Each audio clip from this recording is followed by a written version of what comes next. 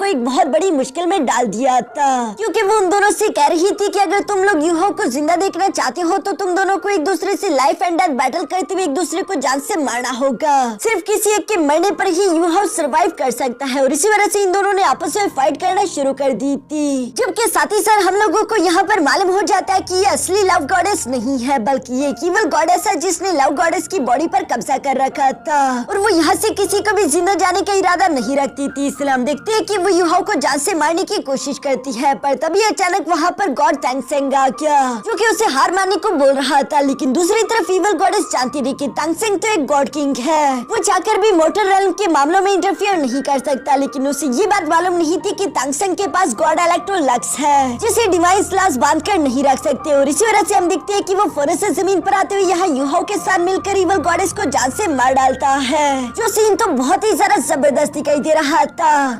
अब आगे तो नेक्स्ट एपिसोड की शुरुआत में हम लोगों को यहाँ पर गॉडेस ऑफ लव की बैक स्टोरी जानने को मिलती है, जिसकी शुरुआत इसी valley of love and passion से शुरू हुई। पहले ये वैली बहुत ही ज्यादा खूबसूरत थी, क्योंकि तब के टाइम गॉडेस ऑफ लव एक किन नाम के आदमी से बहुत ही ज्यादा प्यार करती थी, और इन दोनों ने एक दूसरे से वादा किया था कि ये दोनों शादी करने के बाद इसी वैली में रहेंगे, और हर जन्म तो जन्म ये दोनों एक दूसरे के साथ रहेंगे, कभी भी कोई इनको जुदा नहीं कर पाएगा। बेशक जब तक इन दोनों के दरमियान प्यार था सब कुछ बहुत ही ज्यादा खूबसूरत चल रहा था। अक्सर गॉडेस ऑफ लव से कहा करती थी, जब हम डिवाइन रेल में चले जाए तभी हम एक दूसरे का साथ नहीं छोड़ेंगे, हम दोनों का प्यार हमेशा इसी तरह से कायम रहेगा, और अक्सर ही हम लोग इस वैली में आकर रहा करेंगे, क्योंकि वैसे भी मुझे गॉडेस ऑफ लव का टाइटल तो मिल चुका है। अब बस सिर्फ तुम्हारे 9 ट्रायल्स की बारी है, तुम अपने 9 ट्रायल्स को कंप्लीट करने के बाद राक्षसा गॉड बन जाओगे। जिस पर किन जवाब देते हुए कहता है कि हाँ बेशक ये काम थोड़ा सा मुश्किल होगा, लेकिन फिक्र मत करो, मैं इसमें जरूर कामयाब होऊंगा। जिस पर गॉडेस ऑफ लव भी मुस्कुराकर जवाब देते हुए कहती है कि हाँ मुझे तुम पर पूरा भरोसा है। इसके बाद ब्रदर किन यहाँ से राक्षसा गॉड के 9 ट्रायल्स देने के लिए जा चुका था। पीछे की तरफ गॉडेस ऑफ लव कई अरसे तक उसका इंतजार करती रही। इसी तरह इंतजार करते करते एक लंबा अरसा गुजर जाता है। अचानक एक दिन गॉडेस ऑफ लव को ब्रदर किन आता हुआ दिखाई दिया, जिसे देखकर वो बहुत ही ज्यादा खुश हो गए। लेकिन दूसरी तरफ किन के चेहरे पर कोई भी खुशी दिखाई नहीं दे रही थी। गॉडेस ऑफ लव किन को देखते हुए खुश होकर फौरन से आगे की तरफ बढ़ते उसके गले लग जाती है, क्योंकि वो इतने अरसे बाद किन से मिलकर बहुत ही ज्यादा खुश थी। मगर साथ ही साथ वो किन से सवाल करते हुए कहती है कि किन वैसे तुम अभी भी लेवल 99 पर क्यों हो, क्योंकि गॉड बनने के बाद तो सबका लेवल 100 हो जाता है। इस पर किन जवाब देते हुए कहता है कि हाँ मैं बस गॉड बनने से सिर्फ एक ही कदम दूर हूँ, क्या उस कदम में तुम मेरा साथ दोगी। और ये कहते साथ ही अचानक हम देखते हैं कि किन ने अपने पास से एक डैगर निकालते हुए तेजी के साथ गॉडेस ऑफ लव की बॉडी में गुंसा दिया।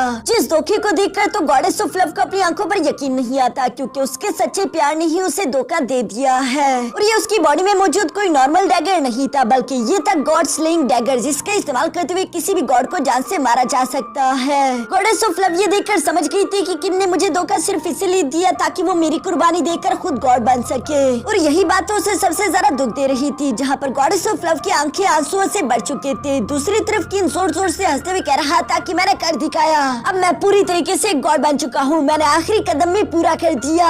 इसी तरह की इवल हंसी के साथ किन यहाँ पर गॉडेस ऑफ लव को मरता हुआ छोड़कर वहाँ से चला जाता है। दूसरी तरफ गॉडेस ऑफ लव पीछे की तरफ अपनी आखिरी सांसें ले रही थी। ये सीन काफी ज्यादा इमोशनल था, उसकी आंखों में आंसू थे और उसका दिल पूरी तरीके से ठंडा पड़ चुका था, और गॉडेस ऑफ लव के दिल में प्यार के लिए नफरत आ चुकी थी। इसी नफरत को वहाँ पर मौजूद एक इवल गॉडेस महसूस कर लेती है। इसलिए गॉडेस ऑफ लव जैसे ही मरी उसकी डिवाइन बॉडी पर फौरन से एक इवल गॉडेस ने कब्जा कर लिया, जिसके बाद की कहानी तो हम सब लोगों को मालूम है। सीन शिफ्ट होकर वापस से valley of love and passion के अंदर आ गया, जहाँ पर हम देखते हैं कि मिस टांग वुटुंग ने यूहाओ के लिए खुद को कुर्बान कर दिया था, और वो अपनी आखिरी सांसें ले रही थी। यूहाओ ये देखकर जितना तेजी के साथ हो सके मिस टांग वुटुंग की तरफ चिल्लाते हुए भागता हुआ जा रहा था, जबकि दूसरी तरफ वांग काइनीर भी अपने हाथों में मिस टांग वुटुंग को लेकर बैठी हुई थी। मिस टांग वुटुंग धीमी आवाज में कहती है कि मैं जीत गई। तभी अचानक दूसरी तरफ हम देखते हैं कि इवल गॉडेस का असर यहाँ मिस वांग काइनीर की बॉडी से खत्म हो गया। इसलिए वो भी फौरन से होश में आते हुए टांग वुटुंग को ऐसी हालत में देखकर इमोशनल होते हुए कहती है कि हाँ बेशक तुम जीत गई, लेकिन टांग वुटुंग तुम मर नहीं सकती।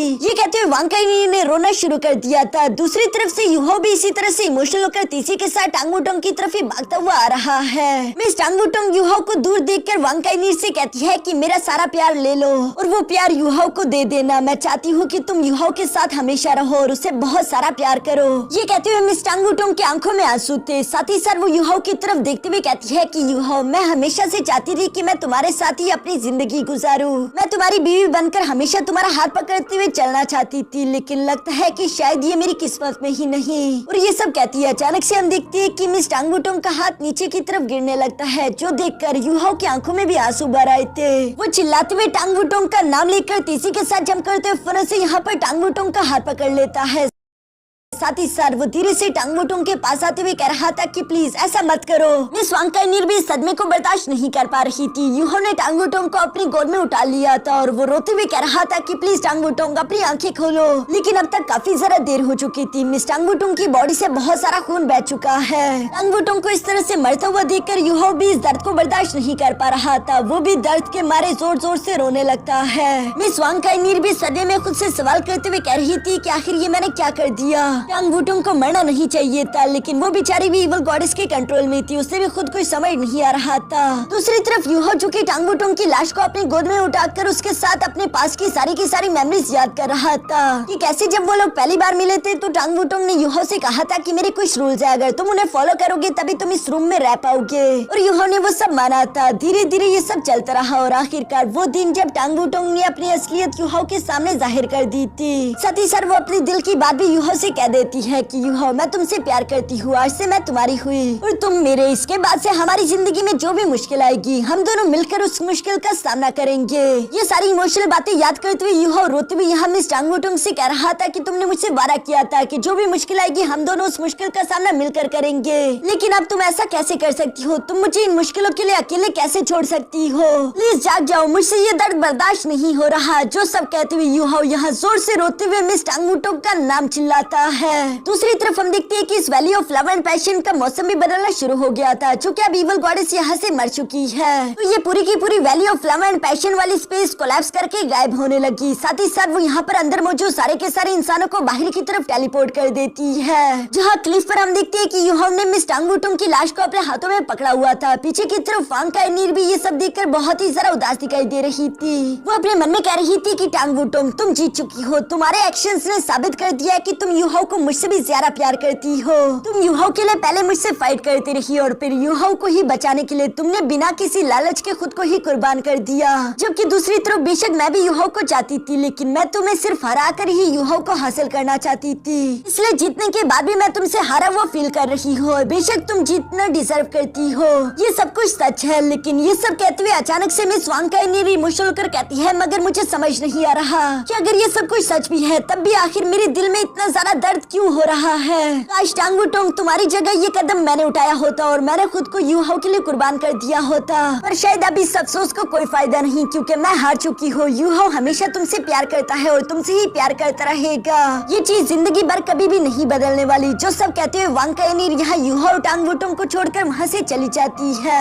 उसके जाने के बाद पीछे की तरफ यूहो, जिसके हाथों में टांग वुटोंग थी, वो अचानक से आसमान की तरफ देखते हुए गॉड टैंग सेंग को याद करते हुए कहता है कि गॉड किंग, तुम्हें मेरी मदद करनी होगी। टांग वुटोंग को दोबारा से जिंदा करने का जरूर कोई ना कोई रास्ता होगा। प्लीज मेरी मदद करो। इवन मैं अपनी जिंदगी भी देने के लिए तैयार हूँ। मेरी जिंदगी और मेरी सोल के बदले क्या तुम टांग वुटोंग को दोबारा से जिंदा कर सकते हो? ये सब कहते हुए यूहो अपने घुटनों पर आ चुका था। साथ ही साथ वो इमोशनल होते हुए कहता है कि प्लीज मुझे मना मत करना।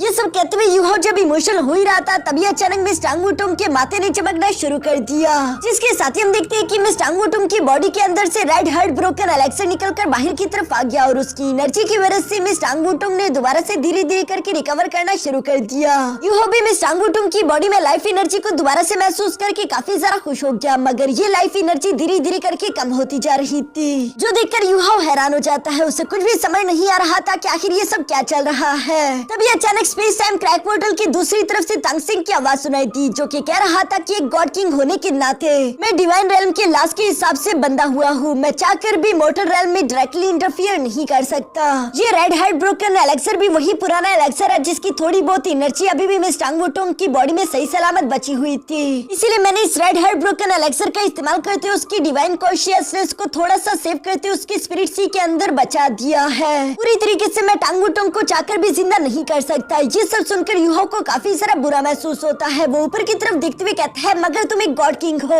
जरूर तुम्हारे पास टांगुटोंग को दोबारा से पूरी तरीके से ठीक करने का कोई न कोई रास्ता तो होगा ही। जिस पर तांगसिंग यूहो को कोई सही जवाब नहीं देता, बल्कि वो अपना जवाब एक पहेली में उलझा देता है, जिसका फिलहाल तो हम लोगों को समझ नहीं आया। लेकिन वो स्पेस टाइम क्रैक पोर्टल को बंद करते करते यूहो से कहता है कि टांगुटोंग जहाँ से आई थी उसे वापस उसके घर ले जाओ।